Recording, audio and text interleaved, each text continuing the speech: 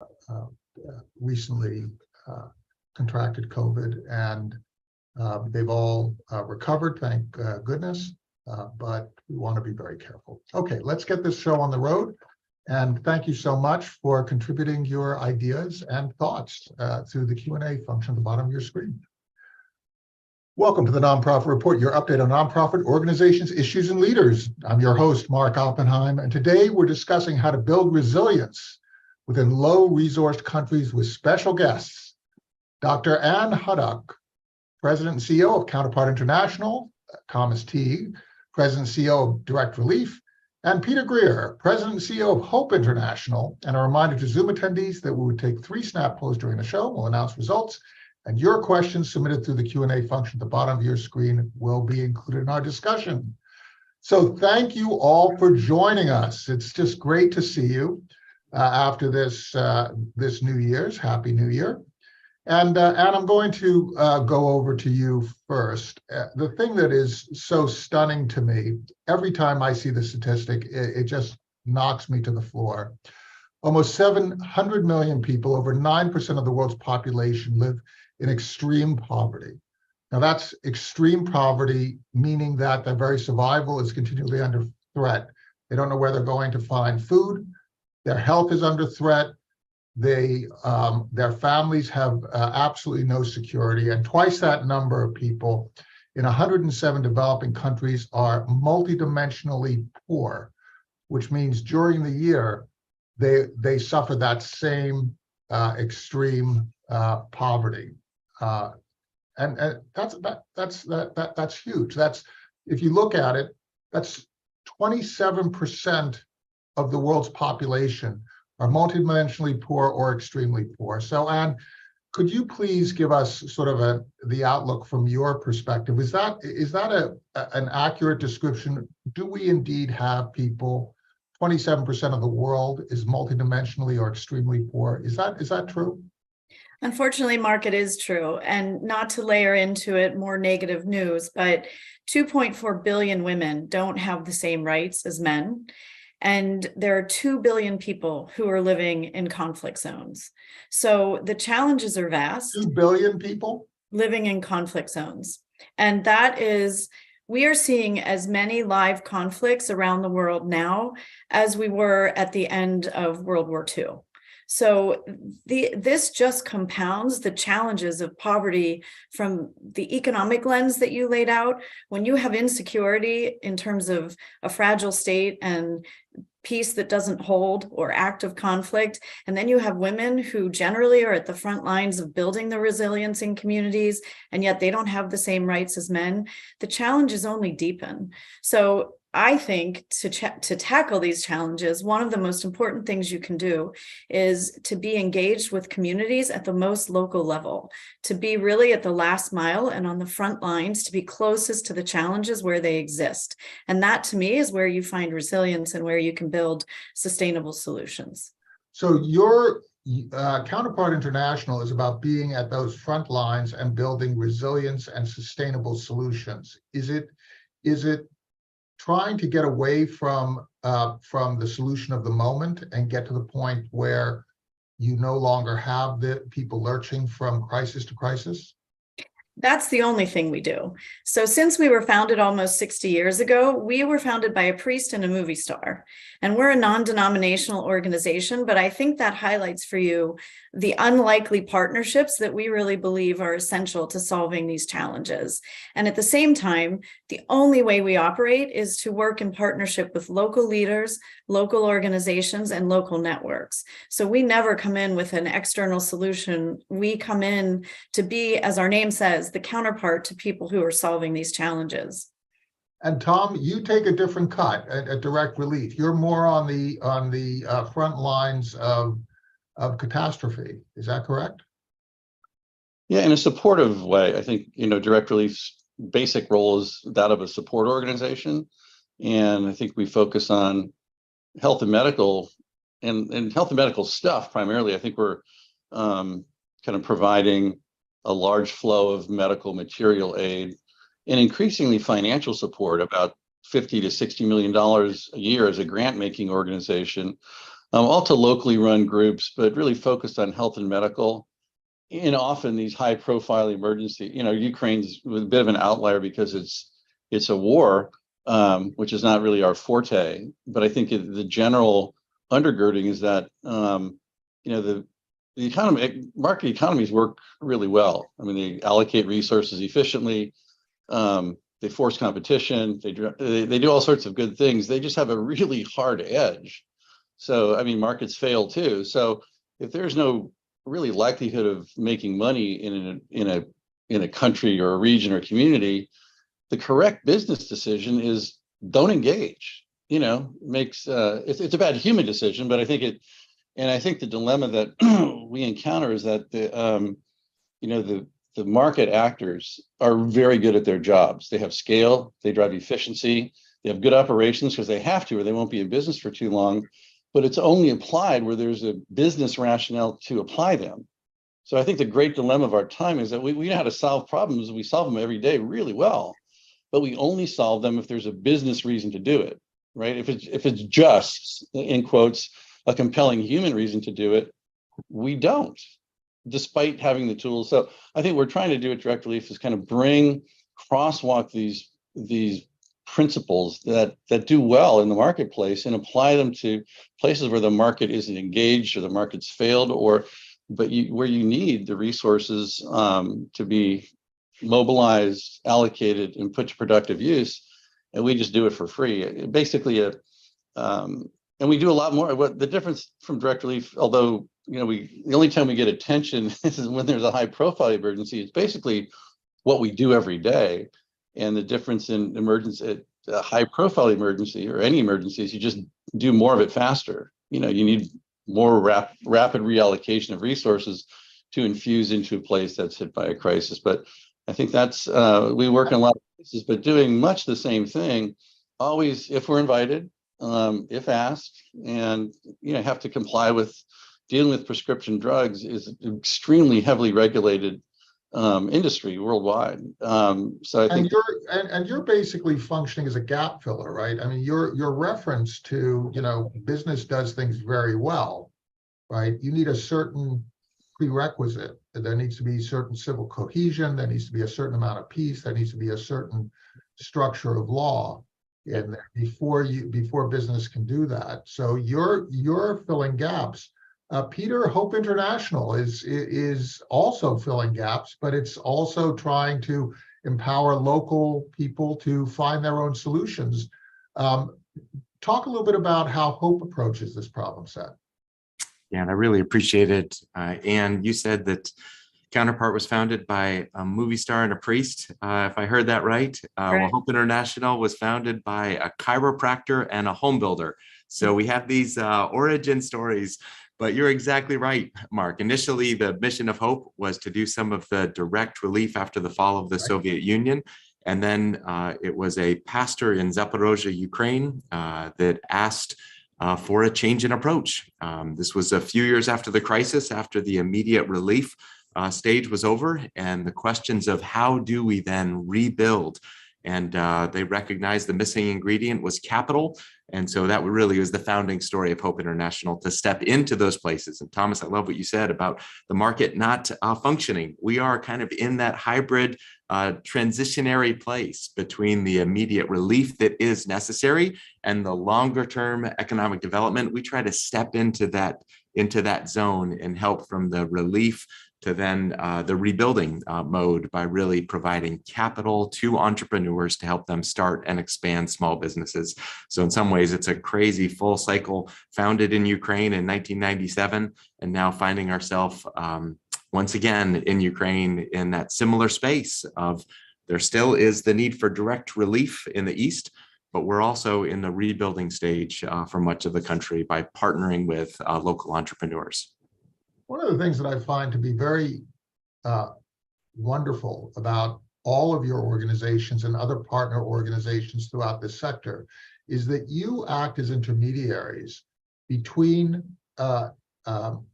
people with competencies, people with financial means, donors, foundations, other people on the ground, civil society groups, governments, and so on. And you're basically fostering a dialogue without interest. This is interesting, right? In other words, you're not players in trying to capture a particular resource of a particular country or a particular political alliance.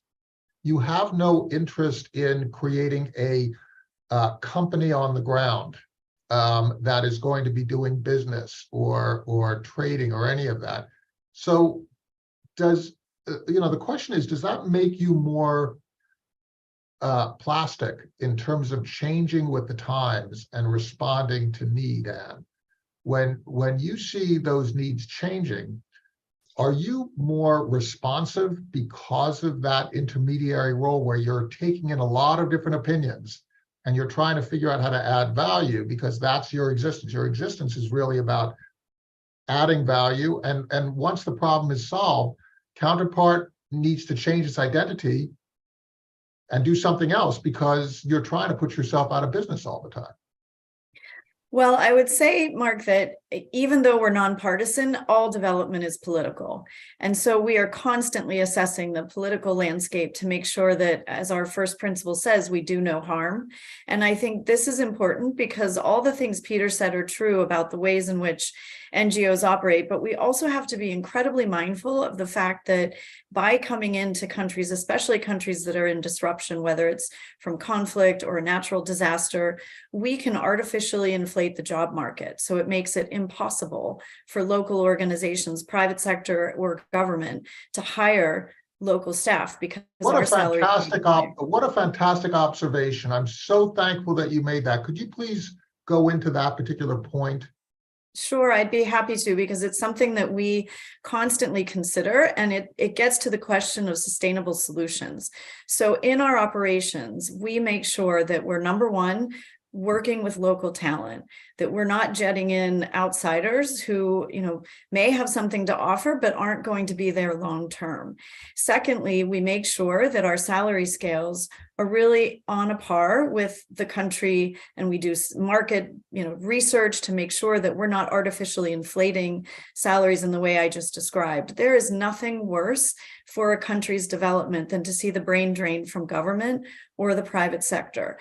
I believe that NGOs, like international NGOs like ours, have a very important role to play, and that there will always be challenges for us to come alongside organizations, leaders, networks to support the solutions. But if we put ourselves in the center of that equation, then, as you said, we will never be out of a job, because we will be creating the dependencies and the distortions that actually are part of the problem, not the solution. So you're planning your exit from the moment you enter in a way that allows the value that you have delivered to be sustained in the absence of Counterpart itself. In other Absolutely. words, you're strengthening civil society. That's such an important point, Tom. Could you talk a little bit about your take on this issue? Yeah, I agree. I mean, I think no one elected NGOs, and that's always the challenge. Like, to whom are we accountable? It's like, not our country. Actually, we work in all 50 states, and we live in one of them, in California. But, it's always the local reality, our kind of guiding principles, like who's going to live there in 5 years? Listen to them. They have the most stake in how this stuff shakes out and where the resources are going to be best directed. And we're privately funded entirely. So we have a lot of discretion. I think sometimes from my background in government, it's just the way the U.S. government foreign assistance program has been structured since 1961. It's the carrot dimension of our U.S. foreign policy, which is fine. That's just the way it is. And that's funded a tremendous amount of the international development. So the reality is that that's been a conscious choice to extend U.S.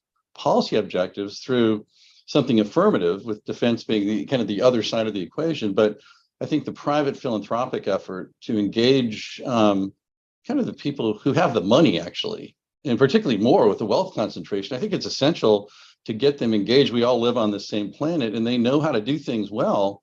They happen to do them in the business environment. But you look at the effects of climate and the advances in power, and we look at it through the lens of health. Like, you cannot provide modern health services without, you can't diagnose and treat patients without power. So, how do you take, what's a thriving business and growing business with energy and storage and apply that in a low resource setting? We're doing a lot of that on a philanthropic basis to power community health centers in the US, to power health facilities with solar and battery storage in developing countries. And I think that's business, a lot of that's been learned in business is being applied in it for non-business purposes, for humanitarian purposes. But I think, we have that same lens. Who's going to live here? Who are we doing this for? And we were not founded by a priest. We were founded by a war immigrant refugee 75 years ago who was Estonian, and Hitler tried to recruit as an industrialist. And he famously called Hitler an idiot, which is why he became a refugee and fled to California with some of his wealth intact. So that was the roots of Direct Relief, kind of a war immigrant businessman who saw that what was needed in bombed out post-war Europe were things that we knew how to do as a society. But so he was trying to do it himself and engage people like him. So I think we've still tried to retain that engagement of private people, private business with a broad lens, of the humanitarian impulse, and put those together without screwing up either the market or supplanting the role of government. It's complementary, and it's got to be locally driven, or it fails inherently. And Peter, we got a question. How are you building the local capacity for civil society? We got this from Lars Benson. How do you build local capacity? Could you give us a sense of your programs and how you create, instead of codependence, independence? Yeah, so our model is fairly simple. We have two different approaches. One are microfinance institutions that are really designed to provide access to capital and a safe place to save funds for individuals that typically have been excluded from the formal financial sector. So my guess is all of us at some point have received the benefit of a mortgage for our home or an investment to start, whether it's a side hustle or our main hustle. So we're really just putting our money in the bank and being sure that it's there. Exactly right. And unfortunately, that is not available to so much of the world. So that's our one model. And then the other model is more of an informal approach. We do church-centered savings groups where we're not making external investments of capital, but helping individuals save their own money. And then that becomes their investment pool. They become the investment bankers for each other at a micro level. So I was with one group that there were 23 women. They each started with 10 cents each. So they had $2.30, and that was their initial corpus. And then fast forward a number of years, they've got into a much broader array of businesses. And it was so much fun to spend time and hear their stories. But so we're about the capital mobilization so that individuals have the capacity. And I love even the theme of today's webinar, Mark, and just this idea about resilience. And I think sometimes we can think, what can we do to help grow resilience? But I would probably twist it a little bit and say individuals that have been living in lower income situations, living in war, they have already had to learn resilience. They have already demonstrated that. And so we go in with a very high view of their existing capacity and simply say, how do we remove some of the barriers that takes that latent potential, that ability, that capacity that they have learned, and then say, let's help remove some of the barriers. So what do we do to do that? It's about capital, it's about training. And for us, it's really about a very high view of the capacity, worth, dignity of every single person that we are so privileged to partner with. So, Peter, who are the experts? Who are the experts in the constellation of your partnerships? Who are the experts? No, it's the families that we serve. It's the individuals living in the places that we serve. High level of autonomy, high level of trust. And this is kind of what Muhammad Yunus, when he created the Grameen Bank, was really so instrumental in reminding us, is that even though someone might not have a credit history or formal collateral, if they have their relationships, if they have their character intact, they're willing to co-sign on each other's loans. That creates the system that says, I trust you so much that I'm willing to put my name on the line, that if you don't repay, I will step in and repay for you on that. So who's the expert? It's that group that really does the underwriting process for the other members of that group. And that just changes everything. It changes us, sitting here in the United States, trying to look at loan applications and to make a judgment between someone that's going to buy some goats or chickens and someone who's going to start a small store and someone who's going to do light manufacturing. We are not the experts to make those underwriting decisions, but the community that lives alongside them, they certainly are. And so that's really what we've been able to just build on, a model, a methodology that says, let's provide access to capital and training to entrepreneurs with a model that says you're in control and you're responsible for the use of the funds and for the repayment. I'd like to talk a little bit about definitions and cross-cultural collaborations, because different societies have different definitions of terms. Let's talk about the term corruption, right?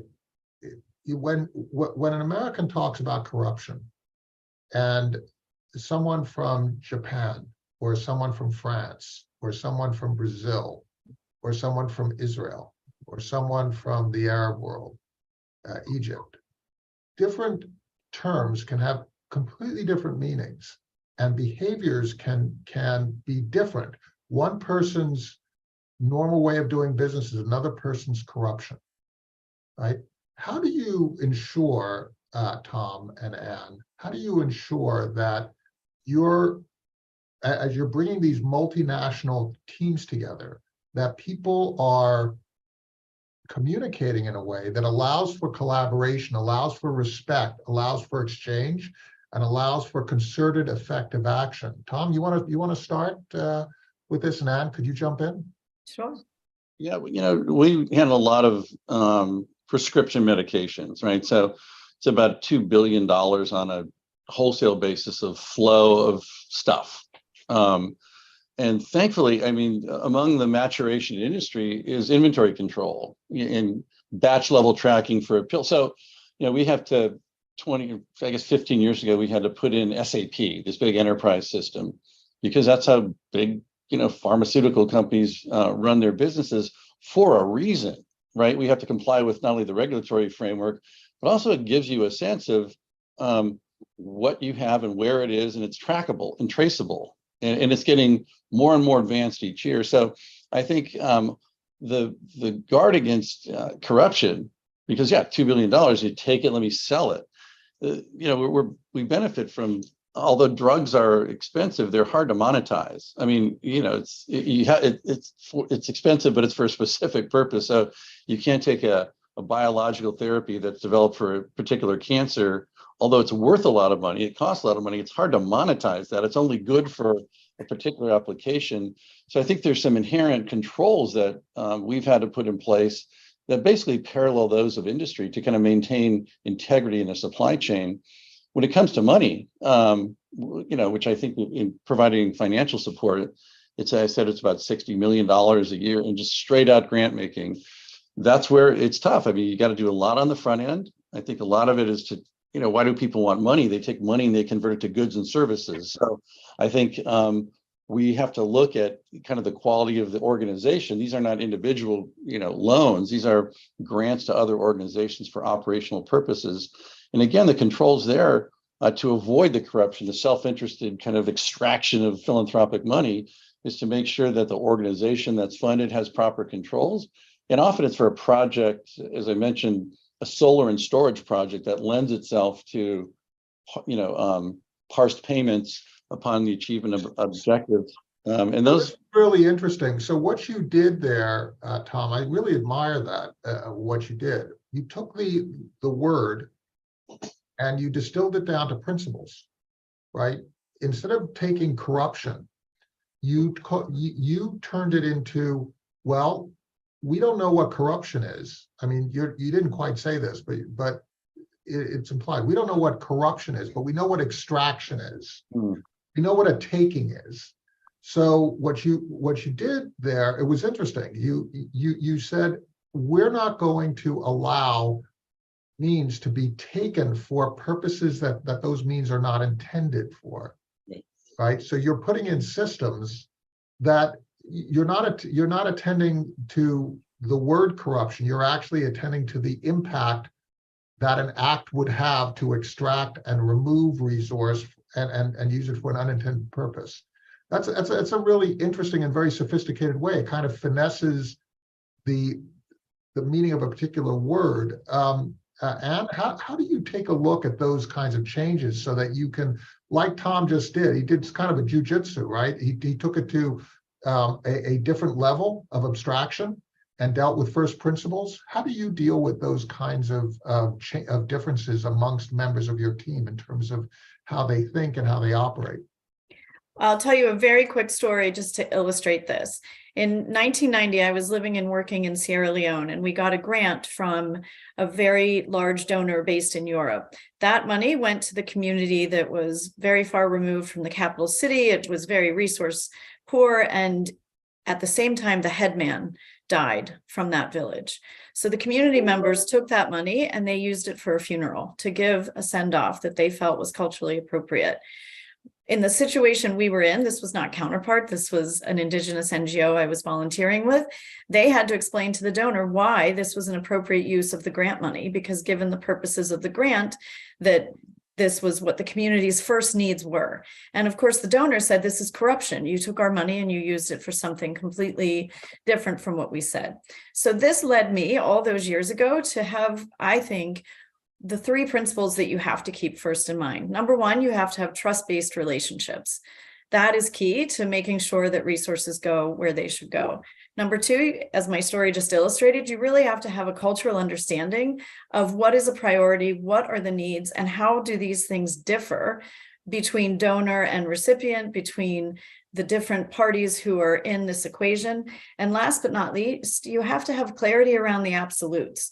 So we at Counterpart, we do take US government funding, and we are guided and adhere to the Foreign Corrupt Practices Act. There are some hard lines there that we can't cross. So when we work with communities, they need to understand what those lines are, and we need to be sure they're comfortable with that. And if they're not, that's okay. And then we won't work together in partnership under that grant. That's really interesting. So what you're doing is you're coming in with an understanding of what you can do and what you can't do. You explain it, right? Your counterpart is empowered to make their parts of the decision, as are you, right? And then together, if you can come to some arrangement, you can then partner in a way that has a lot of clarity. So clarity is basically your approach, is to create lines of communication, work it through until people understand what the relationship is. Transparency and accountability is key to all of this. Anti-corruption efforts, can't thrive in sunlight. And so having that clarity around what are our goals, what are your goals, and how do we work together? And as long as we can communicate openly and set those standards together, or to understand where donors have set them or foreign governments have set them, then I think, you find fewer challenges. That's not to say there aren't issues that arise. And then I think those are best dealt with because we're working with local leaders, local organizations. They know and they understand in different ways than we do how to solve these problems in the countries where they're living and where they're guided by the cultural norms or the legal issues or whatever else might be driving it. There are a couple of polls that we've had, which are quite interesting. I just want to share them, and then I'd like to go around the table for final comments. We asked, what do you believe are the three main causes of poverty in low-income countries? And it's interesting, the two that received the most focus are lack of education, local and government, lack of education, I'm sorry, and then corruption, local and government. Interesting view there. We also did a question, do you support organizations that work in low-income countries? And 43% of this audience said yes, they do. And finally, who should bear primary responsibility for assisting vulnerable populations outside of our country? This is very interesting. NGOs and other nonprofit organizations, 60%. There's a huge support for nonprofits as opposed to governments. Very, very interesting. So let's go around the table because I'd like to go back to our original topic, which was the 27% of the world's population, and it's not evenly spread, of course, live in either extreme poverty or in endemic poverty. Let's talk a little bit about how do we solve this. I go from the perspective that systems exist because they have reached a certain stability of interest, sort of like the free market that Tom was mentioning. If we have 27% of the world's population poor, it must be because there are interests here throughout the world that allow that to happen. I'd like to just have each of your takes. Let's start with Anne, let's go to Peter, and we'll end up with Tom. I'd like to have each of your takes on how do we actually go from spending our time managing the problem to actually solving it on a global basis. Is this the kind of thing that only governments can do, or is there a different relationship that we have to foster amongst people? Anne, what do you think? I think we have to start with the dignity of every human life, and we have to recognize the ecosystem that comes in to support that. And so that includes government, private sector, and civil society. I also think that poverty is really driven by dehumanization. So really getting to a place where we can talk about global citizenship and not isolationism, I think, is how we begin to address root causes. Peter, what's your take? Hey, it's interesting. Whenever I have the opportunity to share, my default lens is Hope International, the organization that I work for, and we're part of the faith-based community. And so I'm thinking about the role of faith and economic development and investment. Like that's the lens that I come in. But then you have the opportunity to get your gaze a little bit bigger. And the problem of poverty is so complex that any conversation about which one piece is most important is always going to be inadequate. Poverty is complex. It is a web. And I wish there was an option in the survey, Mark. Option F, all of the above. Who should bear responsibility?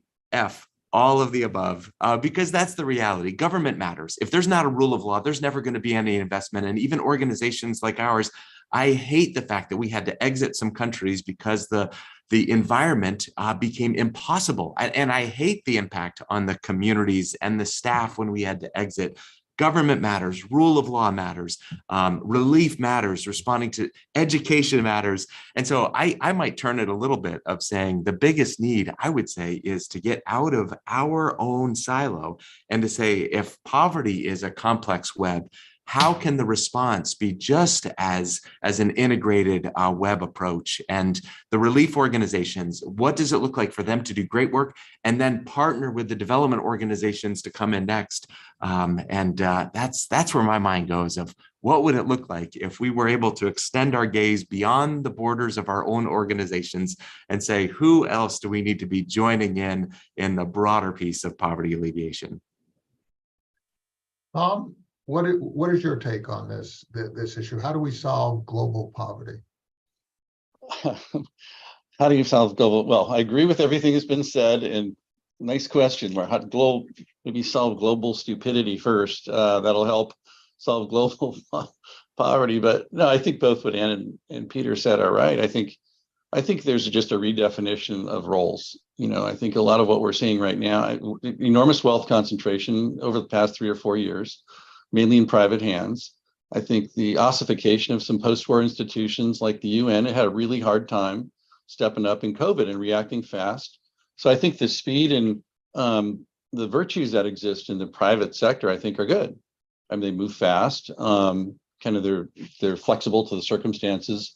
NGOs are great. It's just the scale issue. As you mentioned, the poverty is a huge scale. So I think, there's no scenario in which the engagement of private people who control the wealth in the world, you cannot have any solution unless they engage, whether it's forced by government. They're very good at avoiding taxes if they don't want to pay it. So I think, what both Peter and Ann alluded to is there's got to be a re-engagement just of among folks, like this notion that, look, we're all in this together.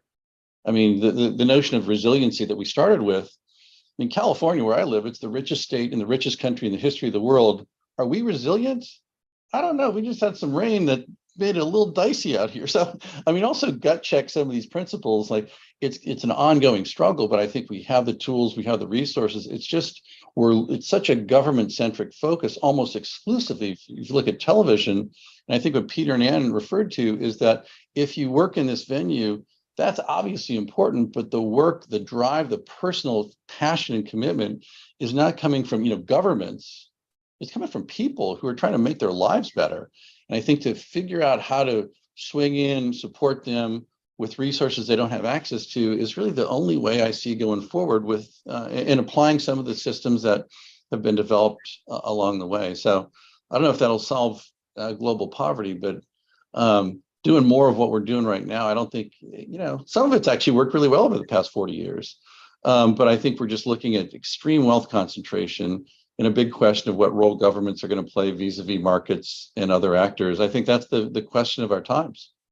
I think we all have to shift our attitudes until we see in the impoverished state of another, our own family members, and respond in that way, and provide respect to others that we wish for ourselves. This situation is going to continue as long as it's me, me, me. Right? I mean, part of this me, me, me means that you is going to be in a distressed state, right? As soon as we start to balance, those with power look at those without power and see in that person someone that needs support. I think the change is in ourselves, and it's in our power to actually make that change. Dr. Ann Hudock, President and CEO of Counterpart International, Thomas Tighe, President and CEO of Direct Relief, and Peter Greer, President and CEO of Hope International. I'd like to thank you all and your staffs and your boards and your funders, the people on the ground and the people who provide support for the work that you do. It's just so wonderful to have you here to share your knowledge with us. Thank you so much for your insights. Really appreciate it. Thank you, Mark, for the opportunity. And thanks to Thomas and Peter. It was great to be with you. Take care. And then on Thursday, we're going to have John Gage, who's a board member of Relief International, talking about his organization. Very, very interesting topic as well. Thank you.